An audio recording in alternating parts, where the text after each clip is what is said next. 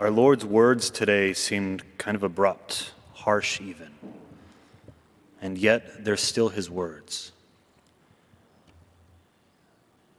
In fact, this was a saying of the Jews at the time. This referring to anyone who wasn't Jewish as dogs. And so our Lord adopts this phrase, and he adds, it doesn't appear in our translation here, but he adds a particular form to this word dog, to mean little dog.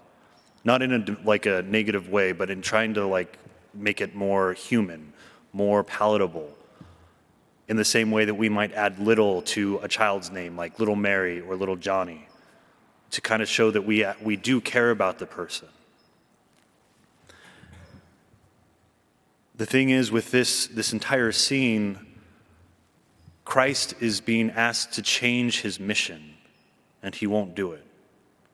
Kind of in the same way, well, he makes an exception at the wedding of Cana, when, he says another thing that strikes us as difficult to hear when he says, "Now is not my time," and refers to his mom as woman. It's a difficult thing for us to hear coming from our Lord. And in both these instances, it's not our Lord's time to do this. Or in the case of today, it's not his time and it's not his mission to do this. And yet the persistence of faith, the persistence of prayer of this woman, of both women, of Mary and of this woman here in the gospel, inclines our Lord to actually follow through what they ask of him. So for Mary and her petition at the wedding of Cana, Christ followed through even though it wasn't his time and turned water into wine. And today in the gospel with this scene, this woman asked our Lord to heal her daughter, to drive out the demon. And even though his mission is to the Jews first and foremost, which is what the whole thing is about, it really lets us know that even if Christ isn't here for this particular thing, that he still listens to us. He still hears our prayers. He still answers our prayers, even if it's not in line with what he's looking for at that moment. But there's something more we can take from today's gospel, not just that Christ was sent to the Jews and that he later sends the apostles to the rest of us, to the Gentiles. But there is something more. It's the persistence of this woman. The persistence of her faith, the greatness of her faith. In other gospel renditions of this account, our Lord actually responds as, "Great is your faith." An acclamation of how wonderful that it is that he knew that this is what was going to come out of her. This faith, this unyielding faith and perseverance. And so this is also in other gospels sets her up to be able to show her faith much more. And he acknowledges that and recognizes the beauty of it.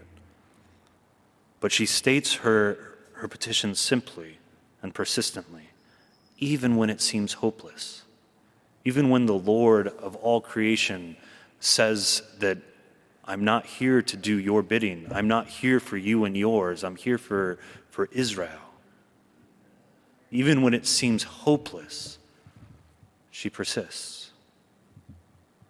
Brothers and sisters, this is our call today, to persist in our prayer. When we see the world around us and we see that it struggles to hold true to the values of the gospel, our first recourse is prayer. When we see our friends and our families turn from the faith, our first recourse is prayer.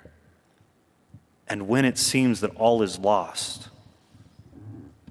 and our first recourse is prayer, and it doesn't seem like it's working, we persevere. We continue in our prayer.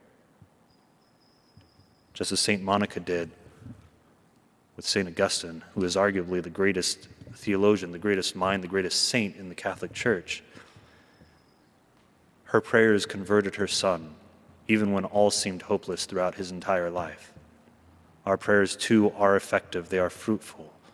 So like the woman today, let us persevere in our prayers.